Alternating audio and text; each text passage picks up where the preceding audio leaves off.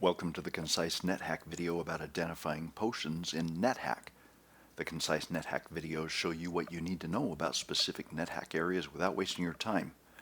Potions are an important part of NetHack, and using them well is critical to winning. In this video, I'll show you my strategy for identifying potions. This video is a remake of my original Identifying Potions video. One of my subscribers left a comment with a really useful trick that I didn't know about. The trick is so helpful that I always use it now, so I decided to remake the video. I'll describe that trick below. When you start a NetHack game, all potion types, except for those in your starting inventory, have a random appearance label like smoky, milky, fizzy, pink, etc. Once you have identified a potion type, its appearance is changed to its actual type. For example, in one game a potion of blindness may appear as a golden potion, but in the next game it might appear as a bubbly potion. Potions of water are the exception. They always appear as clear potions. And the similar strategy is used for scrolls, spell books, etc., where they have a randomized appearance each game. If you think you know what an unidentified potion or other item may be, you can name that potion or other item. You can use the hashtag name command. In Windows, you can use the Alt-N key as a shortcut. There's a lot of information about identifying potions on nethackwiki.org, and I recommend nethackwiki.org as a site that can really up your game. It teaches me a lot about the game and can teach you too. You can use the trick of price identifying to get an idea about what potions are. Price identifying is where you take an unidentified item into a shop of the appropriate type, like a potion shop or a general store, and you drop it inside the store and see how much the shopkeeper is willing to pay for it. I don't do price identification very much. Sometimes I do it with armor, but in general I don't do a lot of it. So I typically don't bother. Be aware that potions carried in your main inventory are at risk of breaking. As soon as I can, I stash them in a bag, ideally a bag of holding, or a large box or crate in a stash someplace.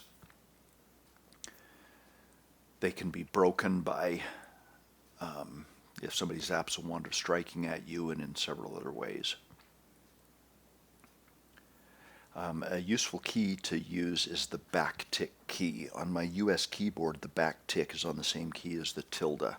It's like a single quote, but in the other direction. If you press the backtick key followed by an item type, it shows you everything you've identified of that type. So, for example, I'm going to press backtick, and I can see what amulets, weapons, armors, scrolls, etc. I've identified or named.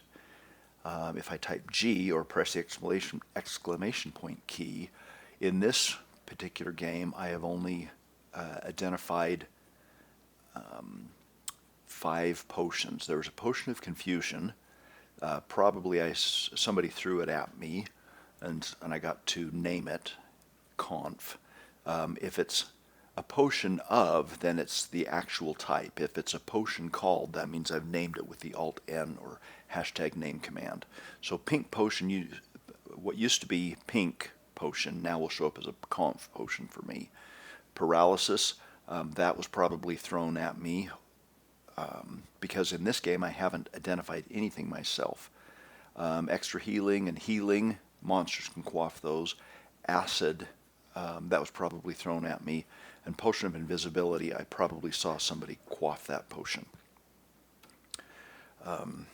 Also, speaking of the backtick key, if you press the backslash key, it shows you, it doesn't ask you for a particular item type, it just shows all items that have been identified so far in the game. So artifacts, amulets, my weapons, some armor, scrolls, and spellbooks, etc. And those potions showed up there as well.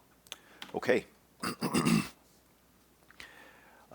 Let's talk about my strategy for identifying potions. It's good, although not crucial, to have a way to tell if a potion is cursed. You don't typically want to quaff cursed potions, and so you want to tell ideal if it's not cursed, and even more, it'd be nice to know if it were blessed. There are two common ways to tell if an item is cursed. If you have a pet, typically pets don't step on cursed items, so drop the potion where the pet will walk. For example, I've abandoned my pet in this game, but if I were to drop if my pet were in this room and I were to drop a potion, probably just a single or a single stack of potions, on this square right here in the doorway, and then if I stepped through the door and waited for a few turns with the dot key or the S key for search, period or search, if in 5 or 6 turns that pet was near the potion but didn't go through, let me just do it. Do I have any potions in my inventory? I don't. I've got a ton of them here, but if I were to drop a potion right here, step here, and hit dot a few turns, if the pet did not step on the potion, or if it stepped on it and gave a message about stepping reluctantly, then I would know that it was a cursed potion. As I stepped, I'm going to use Control P to repeat the previous messages that were displayed at the top of the screen. You feel like you are being watched. A ghost appears next to you. You regain your composure. If you haven't seen this message before, you can see that I'm on dungeon level 16. I'll just explain what happened here. The only altar I found in this whole game before dungeon level 16 was in the Gnomish Mines. So this is really the first altar in the main mines.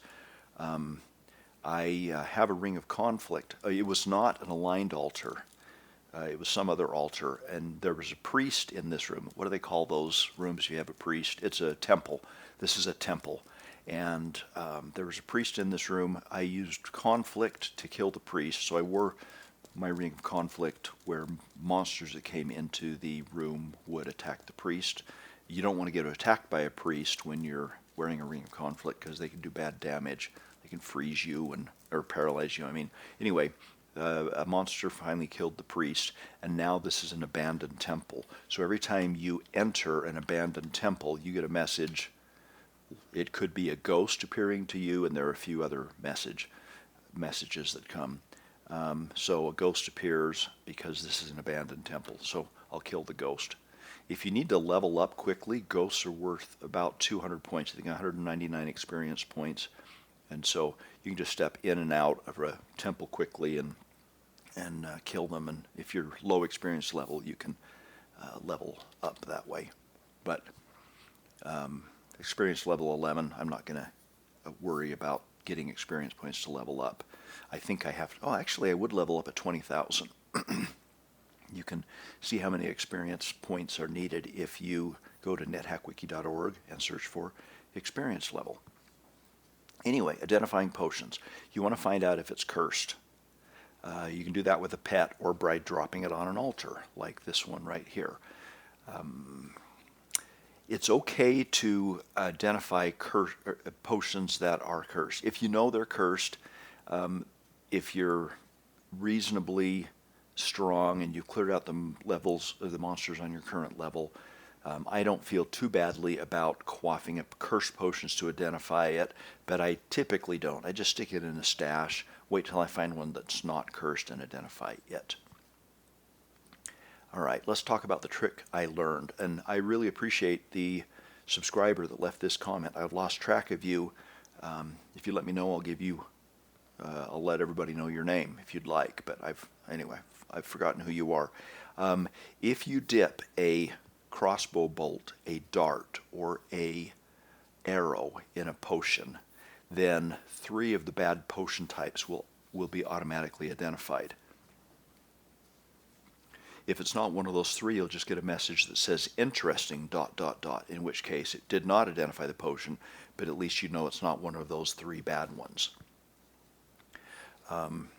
So those 3 potion types, if the potion is a potion of poison, you don't want to drink that. It causes sickness, abuses your strength, and it can cause a decrease in strength. you'll get a message about the potion forms a coating on the item you dipped. If the potion is acid and you're dipping a metal item, like I believe crossbow bolts and darts are metal items, then you will, it'll say the item is corroded.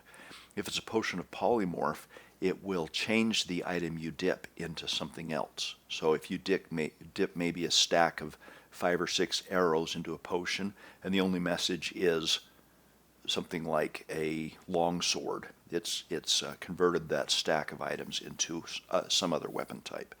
So, and I should mention, I'll show you the dipping test. If I pass the dipping test, I take the potion, in other words, it's not one of the 3 bad ones, then I take that potion to a level that's mostly cleared out, because I don't want to accidentally drink a potion of paralysis when I'm on a level that's got lots of nasty monsters on it. Take it to a level that's mostly cleared, and then you quaff it, and you just see what it is by looking at the message. Okay, let's do some, stop talking here so much and do some potion identification. So when I have an altar, you can watch my Concise Nethack video on altar camping. I've got one on altars, and it explains why I've set things up here. But here I got a whole stack of trash, lots of junk items, and I've also got a box here. So I'm going to use the loot command, #loot or Alt-L, and I'm going to take something out, so O.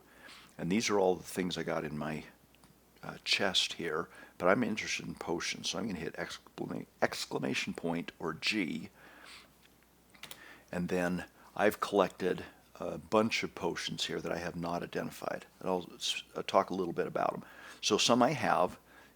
I have 3 potions of confusion, some extra healing, and healing and paralysis. As noted, I had already identified those just by watching monsters use them.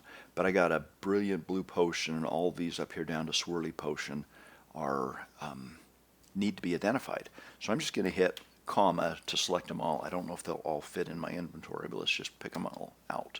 Space, space, space, and all. Potions, I should mention, are heavy. I am now burdened. I was not burdened before, but I picked up a whole bunch of potions, and now I'm burdened. You don't want to do much while you're burdened. You should get unburdened as quickly as possible. So I'm going to get unburdened by dropping all my potions, uppercase D, uppercase exclamation point, and drop all of these potions that I just picked up. And I didn't space through the message when I pulled them out of the chest.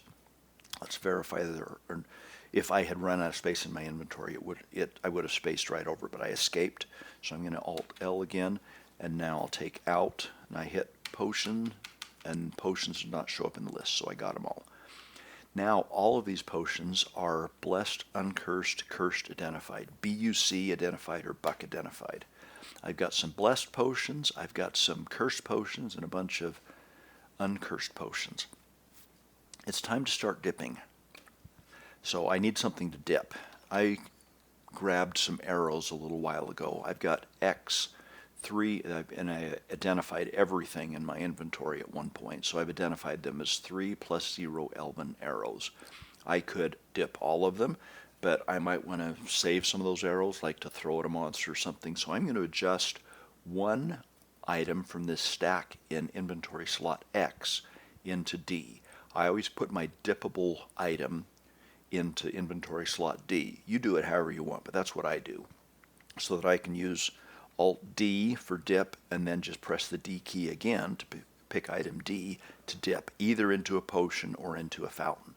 So I'm going to say adjust, #adjust, or Alt-A. I could say X here, but I'm going to press the 1X. So I'm going to split that stack of 3 items into, and I'll put one of them into D. So splitting, now we have 1 elven arrow in D and 2, my D used to have food rations in it, so they've been moved to D. And if I get an inventory of weapons, you can see I got 1 arrow in D, 2 arrows from the original stack, still an X. All right, let's start dipping. I'm going to pick up C. I'm going to get my uncursed potions out of the way first. Let's figure out what an uncursed brown potion is. Now inventory. I picked it up into inventory slot N. I'm going to say Alt D, D for my single arrow, dip it into N. Interesting. If you get the message interesting, it's not acid, polymorph, or poison. And so now I can just quaff it. Q what? N. Your legs get new energy. Every potion that does something gives you a message that indicates what it is, but the message won't necessarily be super helpful. I've played NetHack enough so that I know that potions of speed, if you're already fast, instead of saying you speed up, it says your legs get new energy. And if I didn't know that and I saw this message, I could go to nethackwiki.org and type in your legs get new energy in the search bar, and it would help me find that this is a potion of speed. And now I'm going to use the back tick exclamation point, and the bottom of the list now is potion of speed. Now, I should mention that inexperienced players, your messages won't always be as helpful. Sometimes instead of getting you a helpful message, it'll just say that the potion is peculiar. You get a peculiar sensation, and it won't identify it. But this one identified because I'm a more experienced player, and it didn't even ask me to name it. So if it had, I would have said speed, but it didn't. All right, let's do this a few more times with my uncursed potions. I'm going to pick up 1B. I don't want to pick up the whole stack of 4, so I'll just pick up one of them.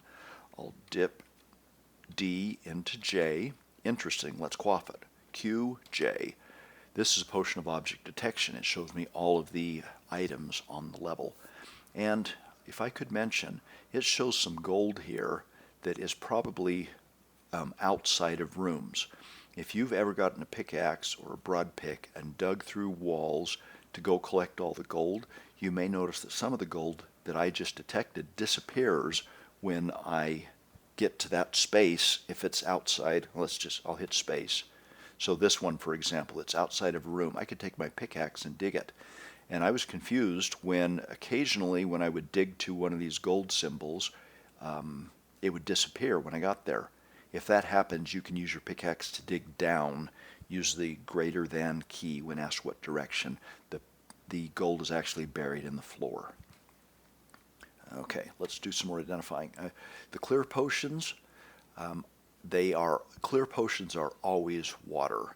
I mentioned that the names like brilliant blue or dark green, those are randomized.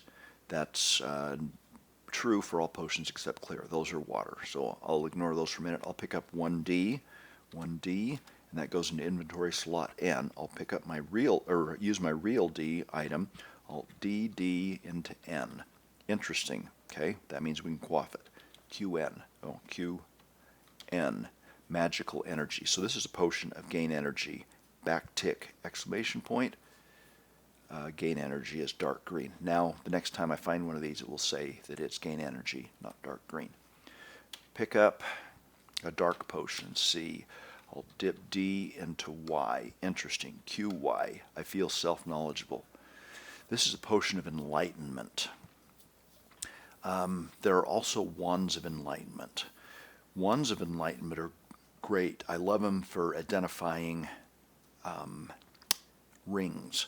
Potions of enlightenment, if you can get them, can also identify rings, but they do something else. If they're blessed, they will increase your intelligence and wisdom by 1 up into the maximum of 18.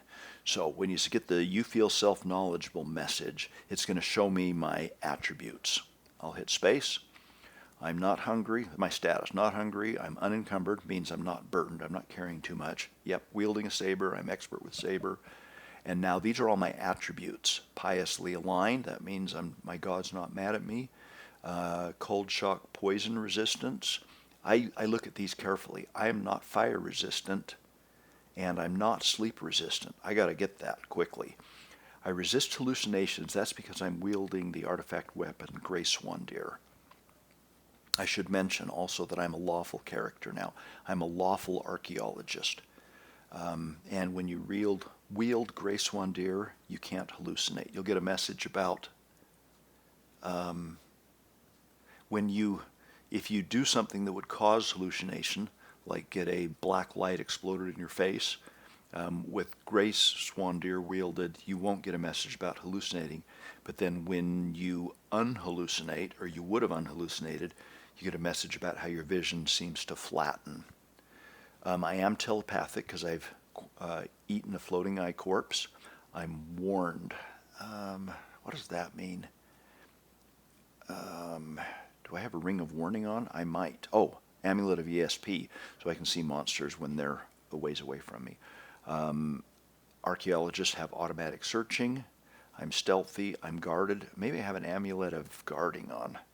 It's been a little while since I've played this. I don't remember exactly what I have.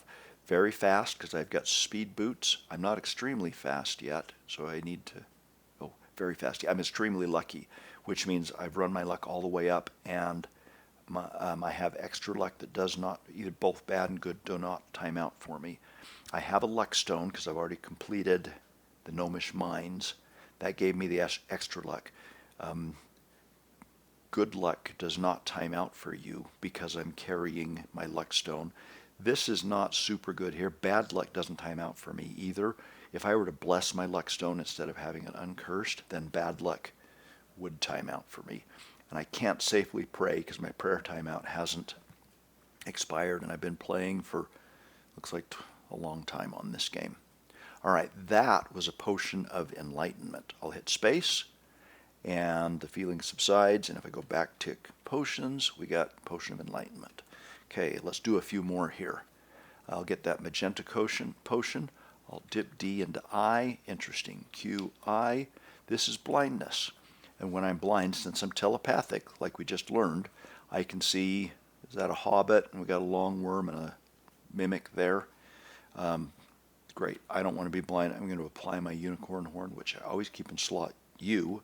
Apply U. Apply U. Okay. It takes a couple times, but you can cure things like blindness. All right. What else? I'll pick up one of my murky potions. I'll dip D into H. Interesting. QH. Tastes like fuzzy pickle juice. All right, there are two potions that taste like fuzzy pickle juice. Taste like juice. By the way, in your options file, you can specify what you want your fruit to be named as. You could name it apple or fuzzy pickle or anything else. So my fruit is a fuzzy pickle. So this is fruit juice, basically. Or potions of sea invisible also taste like your fruit juice. So I call a murky potion. I don't remember if I've identified, well, I know I haven't identified either one. I don't know if this is fruit juice or sea invisible.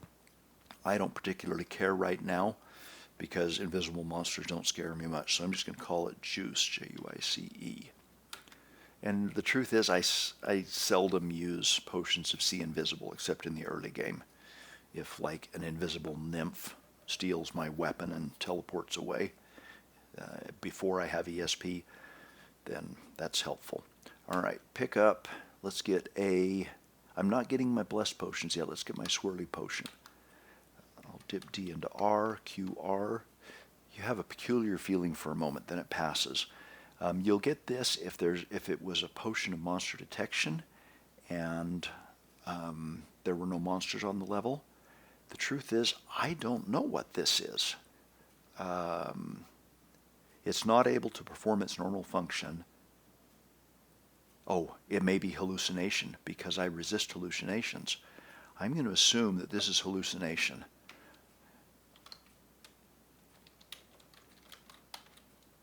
If I were not wielding Grace Swan Deer, I would probably be hallucinating now. I'll prove that here in a minute if I have another one. I got three, we got confusion, we got another juice, we got a cursed juice, and then everything else is already identified. Now let's think about these blessed potions. And I'm not going to do the cursed potion yet. There's no need to hurry. I'm not ascending yet. I don't need to know it. I will eventually find another Puce potion that's not cursed, or maybe I will uncurse all my items and then I can figure out what that is. Let's go with the blessed potion of gain energy. I like to quaff potions of gain energy when they're blessed, when my spellcasting power is high. So I'm going to pick up L. Right now I have 65 spell power points. I'm going to quaff S, QS, magical energy. I went from 65 to 74. I'm an archaeologist. I don't cast a whole lot of spells, but there's no reason not to run that number up when you can. Okay, the reason I haven't been quaffing these blessed potions is in my gameplay style, I don't like to be permanently invisible. I have not yet identified the potion of invisibility, and blessed potions of invisibility give you permanent invisibility. If they're uncursed, you're invisible for a little while. I don't want to be invisible permanently. Why? In your game style, you may like to do it, but there are two reasons I don't like to be permanently invisible. One is when I enter a shop, if I am permanently invisible, the shopkeeper, or invisible at all, the shopkeeper won't let me in, which means if I'm permanently invisible, I have to go kill a mummy and take a mummy wrapping, make sure it's not cursed, keep it in my inventory always, take off my regular robe, and put on my mummy wrapping to no longer be invisible, and then the shopkeeper will let me in the store. And that's a little bit of a hassle. And then when I leave the store, if I forget to take off my mummy wrapping and put on my regular robe, I lose whatever that regular robe would give me. Currently now I'm wearing just a plain old robe, but later on I may be wearing a cloak of magic resistance or a cloak of protection, and I may need the things that those robes give me. And if I'm permanently invisible, too often I forget. And the other reason is in my game style, I love to camp on altars and wait for monsters to come approach me. And in a situation like this, I can guarantee that the monster will always end up, or his corpse will generally end up right on the altar. Because I just step away from the altar if he's coming from the particular direction, and then I kill him on the altar, and I can sacrifice him without having to pick up his corpse. And if I'm invisible, I can no longer predict how the monsters will approach me. Anyway, that's my style. So there's a chance that one of these potions, these blessed potions, may be invisibility. And I probably would not be quaffing blessed potions until I had identified the potion of invisibility, but let's do it and just see what happens.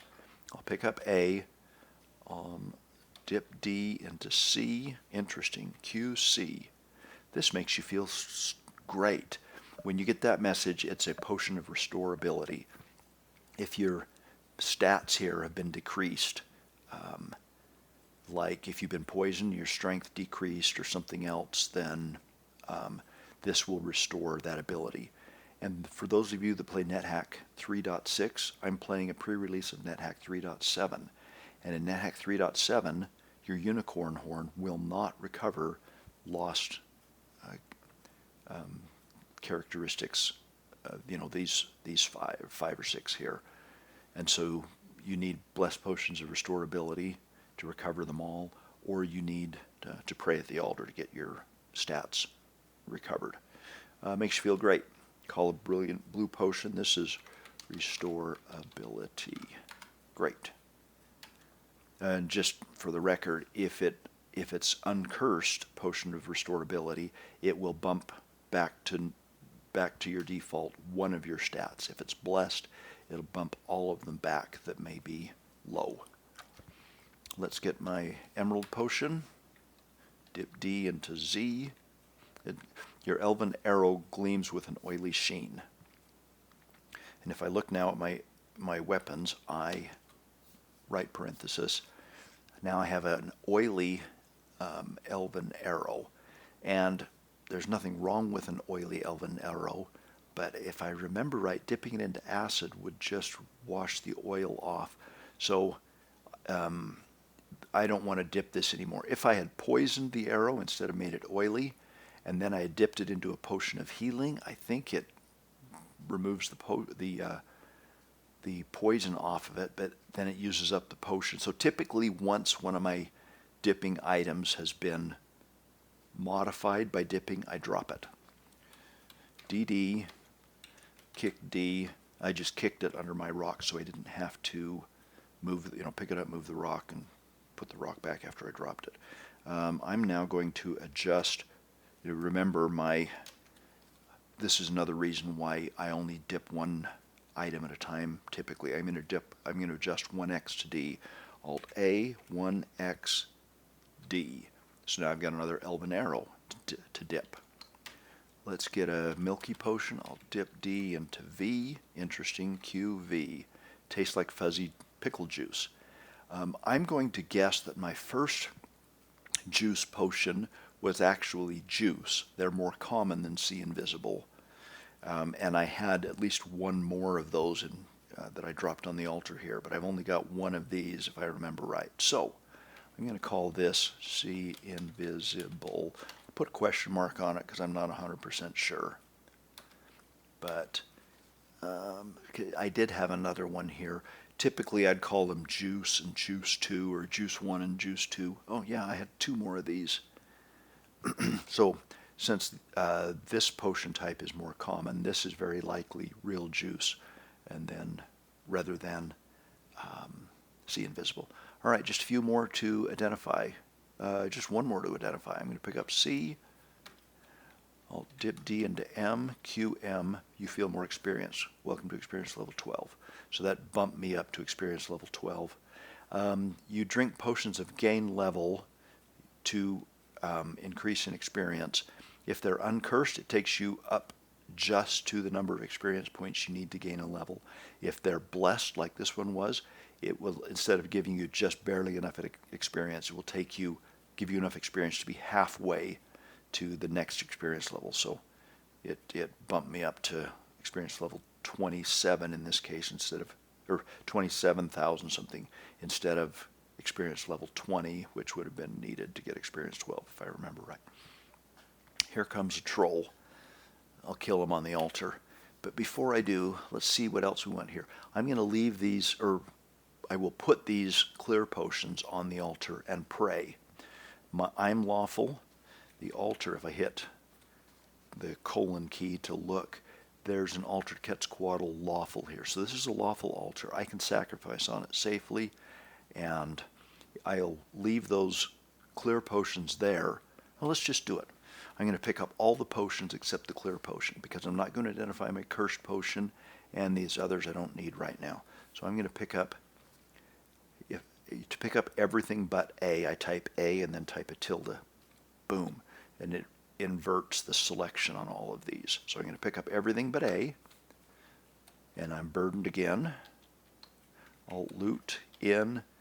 The best thing about NetHack 3.7 is you got P, items you just picked up. Shift P, all of them, put them all back in my box. Monsters will pick up potions and throw them at you. If I had left, potions of paralysis here and things, the troll may pick them up and throw them at me. Potions of healing he would pick up and use, but he's not going to pick up water.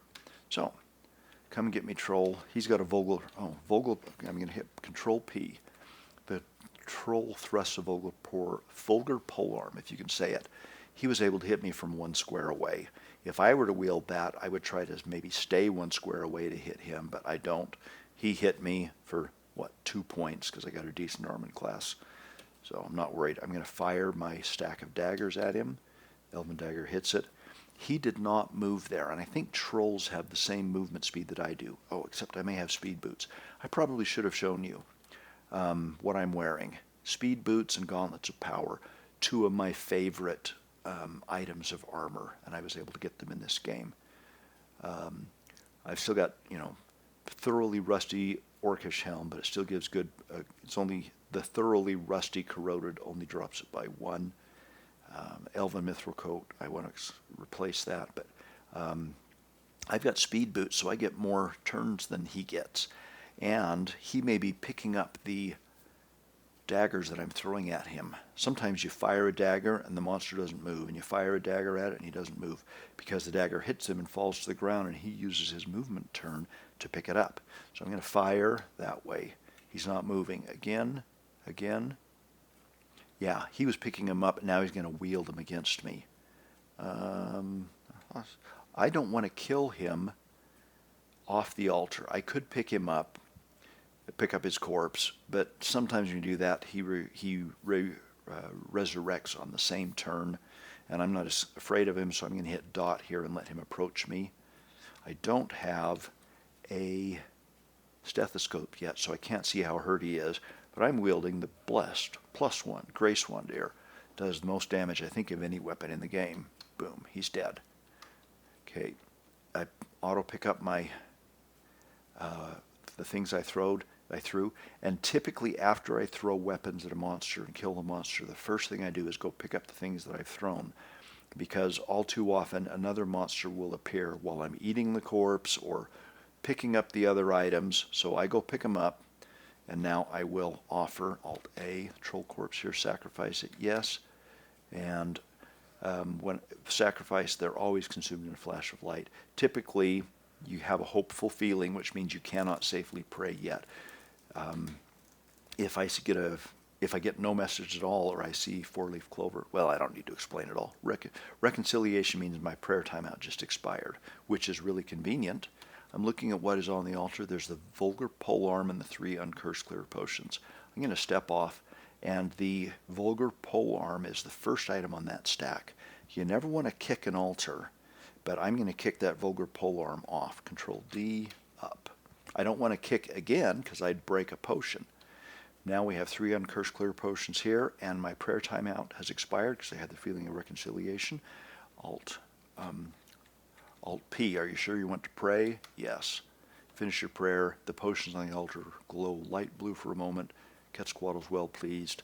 Please, oh, I'm getting a gift here. Please, okay, he likes my progress. He grants me my protection. I think I just dropped from AC -2 to AC -6, which means my naked protection, if I took off all my armor, instead of being +10, now it would be +4, because it decreased by 4. That's not true. Instead of being +10, it would be +6. Yes, I can add. Pick up my potions and stash them either in my bag or in my chest. I typically carry 1 in my bag and put the rest in the chest because potions are heavy. Did I mention that? This video is long enough, but that's how I identify potions. Thanks for watching this video. I encourage you to watch the other Concise Nethack videos if you want to learn tips and tricks about ascending or just having fun with NetHack.